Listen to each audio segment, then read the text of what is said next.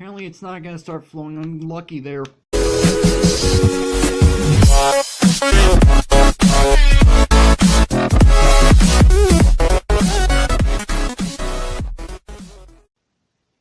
What's up, Agent Zero here, and welcome back to another episode of the Survival Series. Now, I know today is not my normal day to do survival, however, since my normal day ended up getting replaced by the update video, I decided, well, better late than never. So there's effectively going to end up being 3 episodes of survival this week. Hopefully you guys don't mind. So I've done a few things off camera, things of which I felt like you guys would find a little bit boring if I actually did on camera. I did a little bit of fishing in between episodes, and this row in the chest is what I ended up getting off of actually fishing, and there's a reason why I'm fishing other than just simply because I enjoy fishing. So I ended up getting a Lure 2 book. I've got a Silk Touch book, which I want to use this Silk Touch book here relatively soon, because I've got a project that I was working on in between episodes, which I need to finish, and I need Silk Touch in order to do that. I'll explain it in a moment. I got myself some pufferfish, another saddle. I don't know how many I've got at this point. I've got Luck of the Sea 2 on Breaking Free Lure 2 fishing rod, which I do believe, is it? No, it's this one. Yeah, it looks, well, it's not quite the same, I don't think. Yeah, not quite the same. And then I also got a name tag, so I've got that going. I actually also ended up adding, if I can get out of my fishing house, I also ended up adding an additional farm. This one I built a number of episodes ago. This is my pumpkin farm, and it's going rather well. I mean, it is a slow process, but I've already got 2 pumpkins, and then a couple episodes ago I got some melons. I crafted some melon seeds, and, well, I've got a couple melon slices in there. I also ended up changing design just slightly to add in a couple torches just to make it a bit easier for, well, just to make it a little bit easier for the melons and pumpkins to grow. Also, this is something I've been wanting to do for a while, just haven't done until recently. I kind of wanted to have like a little bit of a pathway lit up, so it's a little bit easier to get back home. And yeah, I've got a little patch right here which I need to fix up. That's part of the reason why I want to end up using that Silk Touch book here relatively soon, because if I can pick up some actual grass and move it to that spot in order to press it down, it's going to make things a whole heck of a lot nicer. So yeah, this episode, I actually want to do a little bit of mining. Actually, something I forgot to mention, which I'm already headed to my house. I'll just go ahead and mention it. I actually took some of the cactus that I got from the desert last episode and planted it behind the melon and pumpkin farms. I was going to show it to you guys, but it completely slipped my mind because I was on my way home. It was dark. So yeah, I want to do some mining this episode, and where I'm going to end up going, let me go and grab myself some pickaxes, got myself some iron, and yeah, let's go ahead and grab this one and actually let's go ahead and grab these 2. There we go. So let's go ahead and let's put this one right here, put this one up. Let's go ahead and, did I not grab the other one? Apparently I didn't. Nope. You know what, whatever. So let's go ahead and put all this stuff up. So I am going to be doing some mining, and the place I'm going to end up going mining is actually a place I honestly, whoa! There is a side I didn't want to see. There we go. Alright, so the place I'm going to end up mining in this episode is, like I was saying, it's some place that I honestly haven't been in a while. It's my bedrock strip mine. And I hate the rain, it's so freaking loud. I honestly haven't been down there in a while, because, well, I found the one cave next to my house, and I've been mining there quite a bit, and I haven't been down in this particular place in a while. Plus, something that I normally do whenever I'm down in this particular mine is that, yeah, I've got another patch right here I need to fix up. Another reason why I need to get Silk Touch. So what I normally do whenever I'm down in this mine shaft is I just basically kind of chat to you guys about what's been going on with me lately, and that's something that I haven't done in a while. I mean, I did do the vlogs recently. I did the 1 year anniversary vlog of my channel, and then I also ended up doing the Q&A, which is nice and all, but it's been a while since I've kind of updated you guys on what's been going on with me, and that's part of the reason why I like this particular mineshaft, because admittedly strip mining is a little bit of a boring process, and I feel like having at least something to talk about while I'm doing this boring process at least gives me something to do, and I'm not entirely sure where I want to actually do mining this song. I think I'm just gonna go all the way until the very end of this song. It's been a long time, like I said, since I've been down here, so I'm not entirely sure how far I'm gonna end up going, because I'm pretty sure somewhere down the line I have a branch where I went off. Yeah, it looks like I did. Oh, apparently I did now. Okay, so yeah, so let's go ahead and get started then. So as I said, I'd like to just kind of talk to you guys whenever I do these whole strip mining episodes, because I don't really have much other time than I normally do. So let me put this stuff up in my inventory. So the first thing that I do want to go ahead and mention to you guys is I want to go ahead and thank you guys for the support on Circuit Friends. You guys have absolutely loved that map. I've gotten a number of likes via Twitter on the actual tweet sent out by MCPEDL for that map in particular. And if you guys remember, I was working with TheGamingCyclone on that map as well. So we basically both want to thank you guys for the amount of support that we've been getting for that map. You guys are absolutely awesome with the amount of support, as always. Even though this is technically only the first time that I've been working with them. And okay, this is not good. There's already lava. And I didn't even bring a bucket of water, which I probably should have. Oh, well, a little late now. So let me go ahead and grab this coal. I don't normally grab coal because I don't usually end up needing, because I have plenty of coal back home. So yeah, I do want to thank you guys for that amount of support. I actually honestly haven't checked like how many downloads it has recently, because I don't think NCPDL actually has that feature, but usually with the maps that I make, regardless of if I make them by myself or with someone else, which actually this is like the first time that I've ever actually done a collab on a actual map project. I usually end up getting like quite a bit of downloads, which I do appreciate from you guys. Thank you so much. Yeah, by the way, I do want to go ahead and mention that TheGamingCyclone and I were not done as far as collabing is concerned. In fact, we're going to be working on yet another map here in the coming days. It's not actually started as of yet. We're still technically like in the planning stages, and this lava is going to be a problem. I should have brought a water bucket. So we're still technically in the planning stages right now. We haven't actually done any progress whatsoever, but we are going to be doing that here relatively soon. It's going to end up being a single player map this time.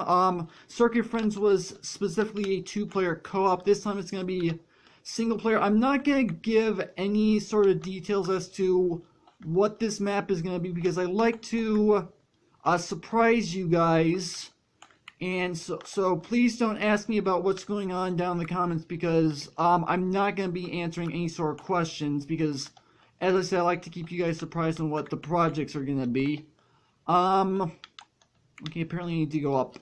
But we are going to be working on yet another map, which is technically what you guys expect from, well, me specifically, because that's kind of like what I do. And then with this latest map project with TheGamingCyclone, I kind of brought him into this whole thing, which isn't a bad thing. I mean, working with another person on a project as large as a map really helps speed things up, and I'm really glad that we were working together on the last map, because had I been doing that by myself, it would have taken a lot longer to put together. In fact, Circuit Friends would not be out right now if I were doing it all by myself. So I do have to give some thanks to TheGamingCyclone for helping me out with that project.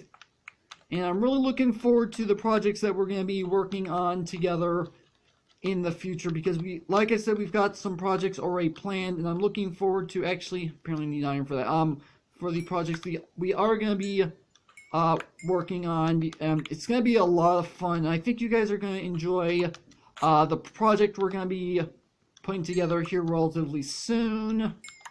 So yeah, so that's basically all I want to talk about as far as like maps are concerned. There's actually a secondary thing that I do want to go ahead and talk to you guys about, and it's the games that I've actually recently been playing over the past maybe a week or so. I don't even know if it's that long. So as you guys already know, my content is in fact Minecraft Pocket Edition. That's fairly obvious. But I'm also a huge fan of the Sega Genesis console. I have mentioned this a couple of times before, and I've recently been going back to my Sega Genesis emulator recently to play a few games. Mainly, the one game that I have been playing recently is a game called Sonic Spinball, which is, if you guys have never heard of this, it's fairly understandable because it is a relatively old game. I mean, it was, as I said, on the Sega Genesis. Basically, it's a Sonic game that's half platformer, like a normal Sonic game, and half pinball, which I know for some people doesn't sound like too exciting of a combination, but it is my favorite Sonic game from the Genesis timeline. And I've been playing it not only on my Sega Genesis emulator, on my tablet I have a Sega Genesis emulator, on my computer, which I played a little bit of, not too much because I don't have controller support on my computer. You guys know me, whenever I play games I play with my controller. Obviously, it's fairly obvious because I'm playing Pocket Edition with my controller right now. You guys know how I work. But also, I recently found a game that I completely forgotten about that we have. We also have a Nintendo GameCube, and we have a Sonic the Hedgehog multi-game collection that has Sonic Spinball on it, and I've been playing that a little bit. I actually got pretty far on Sonic Spinball, because the game consists of like, well, not like, but it consists of 4 different pinball boards, and your entire goal is to take out the boss of the level. In order to do that, you have to collect all the Chaos Emeralds in an area in order to be allowed to progress to the boss. And I got to the 3rd board. I got 3 of the 5 Chaos Emeralds, because depending on the board, depends on how many Chaos Emeralds there are. And oh, there we go. I was having a little bit of lag. And the first 2 boards have 3 Chaos Emeralds, and then the last 2 boards, so the total 4 boards, as I said, has 5 Chaos Emeralds, and I ended up getting 3 of the 5 Chaos Emeralds in the 3rd area. And I had to stop for whatever reason. I don't remember what the reasoning was that I had to stop. But I got a lot farther than I have on Sonic Spinball than I have in a long time. And here's something that's relatively interesting. Okay, gold, that's kind of cool. Something interesting about Sonic Spinball from my memory. We actually did not own Sonic Spinball on the Sega Genesis, which I know sounds a bit weird, but here's the thing. I don't know how many of you are familiar with a store franchise called Blockbuster. It would be fairly obvious if you, some of you guys have no idea what it is, because unfortunately they went out of business for the most part. But basically, they're a store, or were a store, I should say. Worse, kind of the key word at this point. That allowed you to rent movies, and in certain stores you could rent video games as well. And we rented Sonic Spinball from Blockbuster, and this is back when I was a lot younger, obviously, and I absolutely loved the game. And it's one of my, it's still, even though I never actually owned it, I absolutely love the concept. I would love to have an actual cartridge for it. I just don't have it. We do have a Sega Genesis at home. My sister's the one that actually holds on to the Sega Genesis, although she doesn't play it all too much. But that's one of the games that I would love to have an actual cartridge for. I just don't actually have it. Because I have talked about one of my favorite games for the Sega Genesis, which is called Castle of Illusion, which came 1 year before the first Sonic the Hedgehog game. And that is in fact a cartridge that we do in fact own. But I just kind of fell in love with Spinball for whatever reason. I'm not entirely sure the reason behind it. Maybe because it's got a bit of an arcade feel, because I do enjoy like arcade style games. And something interesting regarding Sega Genesis is that I was in Target not too long ago, and they actually have in stock a couple of Sega Genesis consoles, or at least remakes of Sega Genesis consoles. They have a basic plug-in and play console with a whole bunch of games, and that is not a pleasant sight. I wonder if I'm near a cave. Maybe I'm near a cave. I don't really know. Oh, it's gonna start flowing, isn't it? Apparently it's not gonna start flowing. I'm lucky there. So they have... Oh, now it's gonna start flowing. Oh, it stopped. Okay, you know what? I'm gonna block this lava off, because that is never good. I really wish at this point I had a bucket of water. I don't know why I didn't think of that. Anyway, back to this whole Sega Genesis thing at Target. So I found a plug-in and play system at Target, and I thought it was a relatively cool idea because it's got a whole bunch of games on it pre-built, like you would expect for a basic like plug-in play system. And it doesn't unfortunately have Castle of Illusion, which I mentioned earlier is one of the games that I do enjoy, but it's not Spinball on it. And not only would I like to have that, but that also means that I'm going to want to get cartridges to go with it, because granted it's got a whole bunch of games on it. It also has a cartridge port, so that say you have a game you want to play that isn't pre-installed, you can insert a cartridge into it and you can play whatever game you want. And unfortunately, it has some limited playability when it comes to cartridges. That's what's said on the box, which is a bit unfortunate. You'd think that with a classic console remake like that, it would have a little bit of a better gameplay for something like that. But then again, it is supposed to be replicating an older system, so I guess I can't say I'm 100% surprised.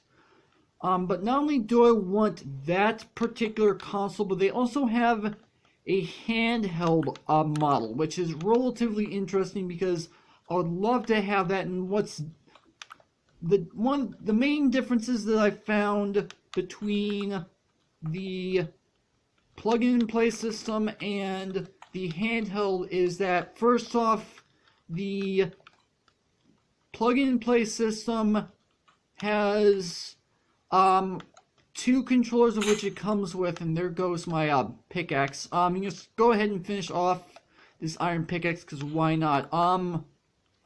It has two wireless controllers that it comes with, which is relatively nice, so you can play some multiplayer games. And as I mentioned before, it's got the cartridge port. No, okay, whoa, that's not good. Let me go ahead and plug this off.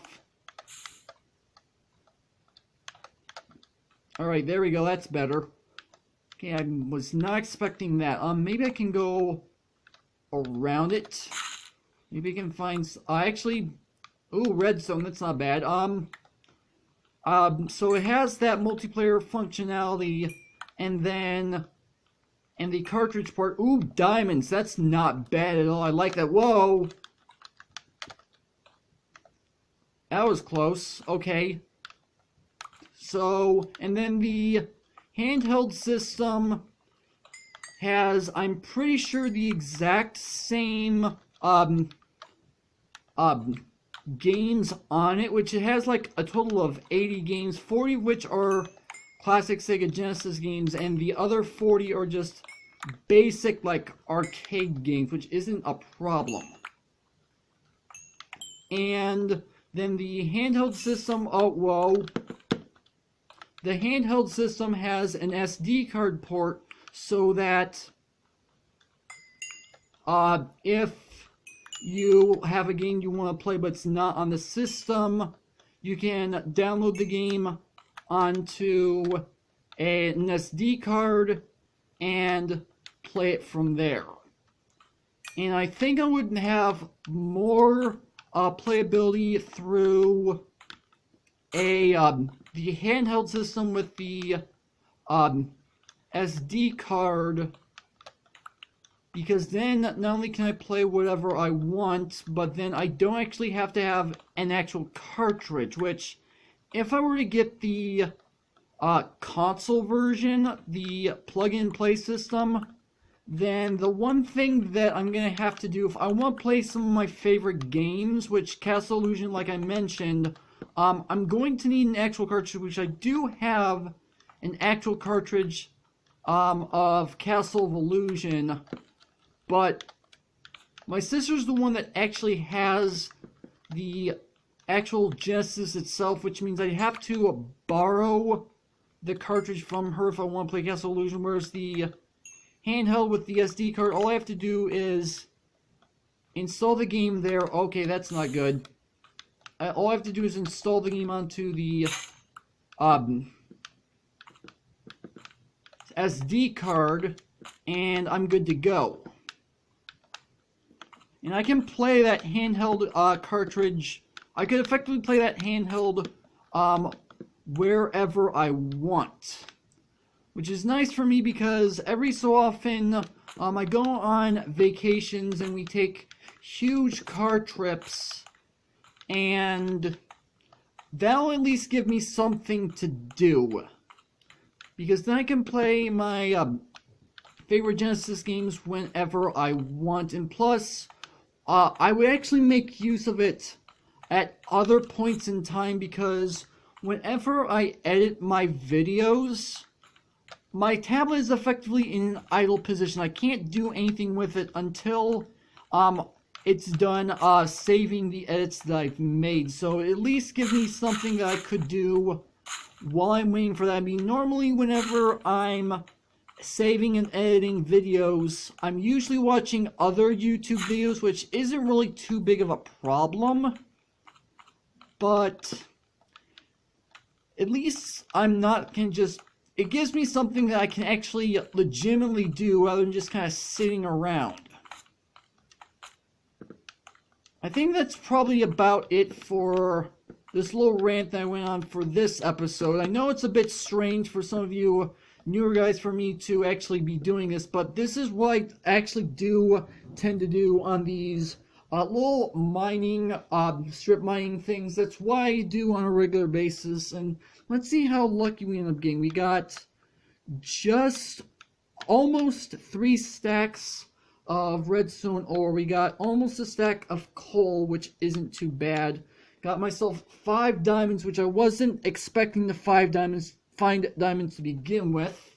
6 iron ore, which I've been needing iron, it's just not as much as I would have liked. 6 gold, which isn't too bad, even though I don't use gold all too much to begin with. I don't even know if I have any extra gold at home either. I'm not 100% sure. I might have used it all to make, well, this clock right here. I don't know if I have any other at home. But you know what? After this little bit of a mining adventure, I think that's going to have to do it for this video. Hopefully you guys have enjoyed. If you did, make sure to hit that like button. One more, then make sure that subscribe button for future content. Also, you can follow me on Twitter at AgentCPO0 to stay updated. This has been Zeus. Thank you guys for watching. Normal commentary will be resuming as of next episode, so you guys don't have to worry about that. This is just something I like to do on these particular videos. I know it's a bit different. I know it's a bit weird, but I kind of like to talk about things that are going on with me, so you guys kind of understand what's going on, although some of you probably don't care. I just didn't have anything else better to commentate, and plus, it's a kind of boring process if I'm just like, oh, look what I found, and I found this too. That's kind of a bit of a boring commentary. That's why I do this. But yeah, with that, I will see you guys later.